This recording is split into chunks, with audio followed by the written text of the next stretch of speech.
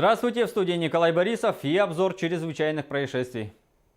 Сообщения о якобы готовящихся массовых драках между студентами и школьниками в столице Якутии не соответствуют действительности. Об этом нам сообщили в региональном МВД. Ранее сообщалось о готовящейся драке между студентами СХТ, ЯТЭК, ЯПК и медколледжа. Позднее появилась информация, что на Зеленом Лугу произошла массовая драка школьников.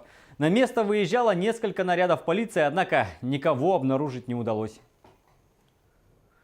Кировский райсуд Екатеринбурга вынес приговор хакеру, который похитил деньги из банка Татта. Его отправили в колонию на 5 лет. Кроме того, суд удовлетворил заявления гражданские иски о возмещении ущерба, сообщается на сайте Свердловской прокуратуры.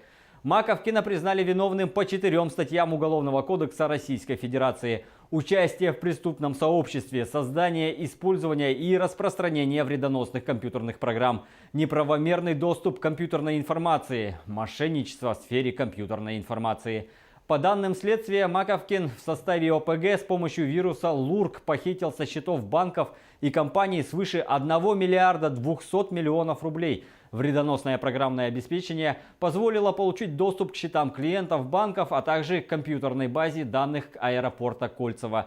Среди пострадавших значатся московский Гарант Инвест и Металлинвестбанк, а также якутский банк Татта. В Аймяконском районе возбуждено уголовное дело на первого заместителя главы. По версии следствия, чиновник, пользуясь своим служебным положением, незаконно отказывал в праве предпринимателя занять место для бизнеса. Возбуждено уголовное дело по статье «Незаконное вмешательство в деятельность юридического лица», если это деяние совершено должностным лицом с использованием своего служебного положения. Предприниматель на протяжении длительного времени арендовал недвижимое имущество, помещение местной гостиницы. У данного предпринимателя возникли основания для реализации преимущественного права на приватизацию данного нежилого помещения, о чем предприниматель обращался с письменными заявлениями неоднократно на протяжении длительного времени в администрацию района. Вместе с тем должностным лицом администрации Аймяконского УЛУСа эти заявления рассматривались ненадлежащим образом, и предпринимателю было отказано в реализации его законного права. ДТП произошло на трассе Вилюй в Горном районе. Между селами Асыма и Бердигистях автомобиль сбил 2 лошадей.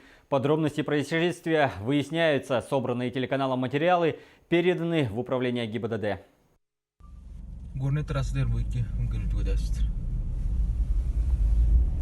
Ама бедистя кердир.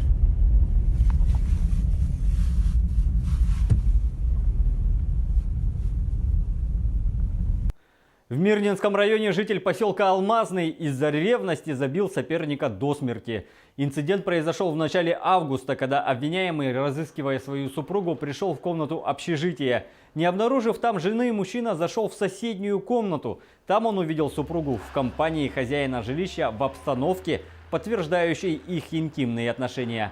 Взыграла ревность, он нанес потерпевшему 2 удара ногой по голове. Из-за этого последний скончался в Мирнинской центральной районной больнице. Сейчас ревнивец находится под подпиской о невыезде.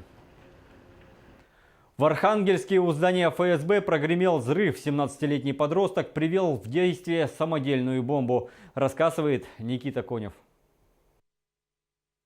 У дверей здания ФСБ в Архангельске в среду прогремел взрыв.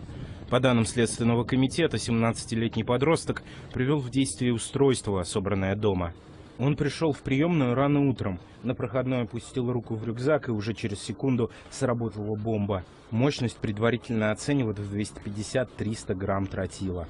3 сотрудников Федеральной службы безопасности были ранены. Злоумышленник скончался на месте от полученных ран.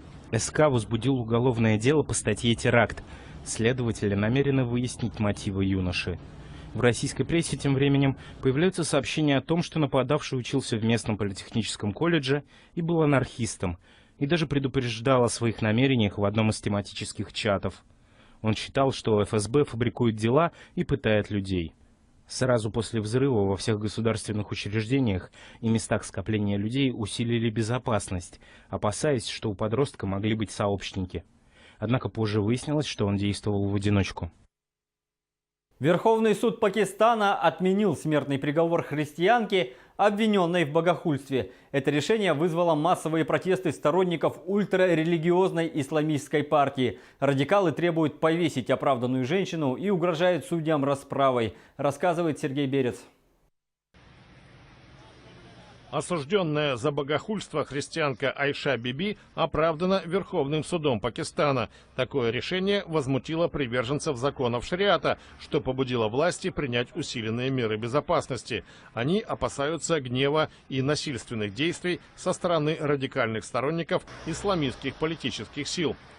В 2010 году Айшу приговорили к смертной казни через повешение за святотатство. По утверждению стороны обвинения, в споре с соседками-мусульманками она допустила непочтительные высказывания в адрес пророка Мухаммеда. Ссора произошла во время сбора фруктов. Айша напилась из общей кружки, которой из-за этого отказались пользоваться женщины, исповедующие ислам.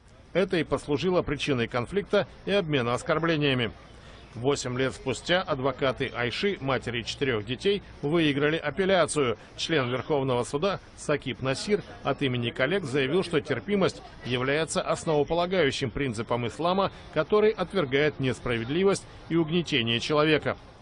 Последователи партии Техрик-эл-Абаик, созданной для поддержки законов против богохульства, вышли в Исламабаде, Лахоре, Карачи и других городах на массовые акции протеста против отмены смертного приговора. Радикалы требуют повесить Айшу Биби, уволить судей и отправить в отставку премьер-министра Имран Хана, а также командование вооруженных сил. Глава правительства призвал протестующих к спокойствию, благоразумию и соблюдению приличий. Как сказано в вердикте Верховного суда, никому не позволено безнаказанно порочить имя пророка, но порой недобросовестные люди злоупотребляют законом, выдвигая ложные обвинения против невиновных. На этом пока все. Берегите себя.